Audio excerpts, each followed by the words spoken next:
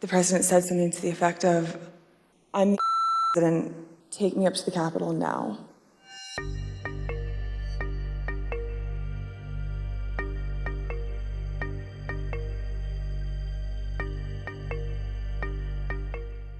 As Mr. Giuliani and I were walking to his vehicles that evening, he looked at me and said something to the effect of, "Cass, are you excited for the 6th? It's going to be a great day." I did. After Mr. Giuliani had left the campus that evening, I went back up to our office and I found Mr. Meadows in his office on the couch. He was scrolling through his phone. I remember leaning against the doorway and saying, "I just had an interesting conversation with Rudy, Mark. Sounds like we're going to go to the Capitol."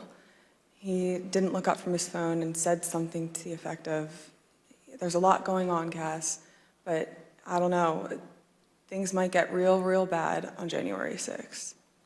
Let's turn now to what happened in the president's vehicle when the Secret Service told him he would not be going to the Capitol after his speech. So once the president had gotten into the vehicle with Bobby, he thought that they were going up to the Capitol, and when Bobby had relayed to him, "We're not, you don't have the assets to do it, it's not secure, we're going back to the West Wing," the president had very strong, a very angry response to that. Tony described him as being irate. The president said something to the effect of, "I'm the president, take me up to the Capitol now."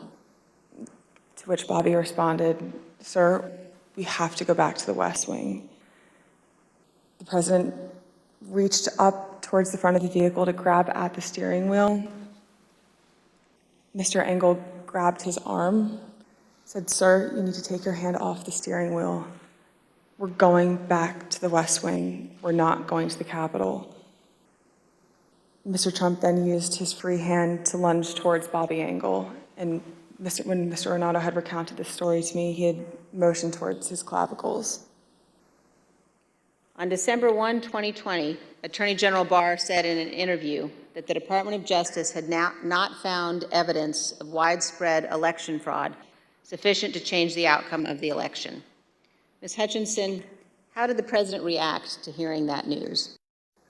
After Mark had returned, I left the office and went down to the dining room, and I noticed that the door was propped open and the valet was inside the dining room changing the tablecloth off of the dining room table.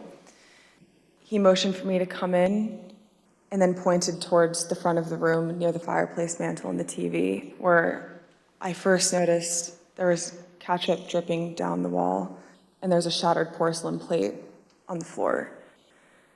The valet had articulated that the president was extremely angry at the Attorney General's AP interview and had thrown his lunch against the wall.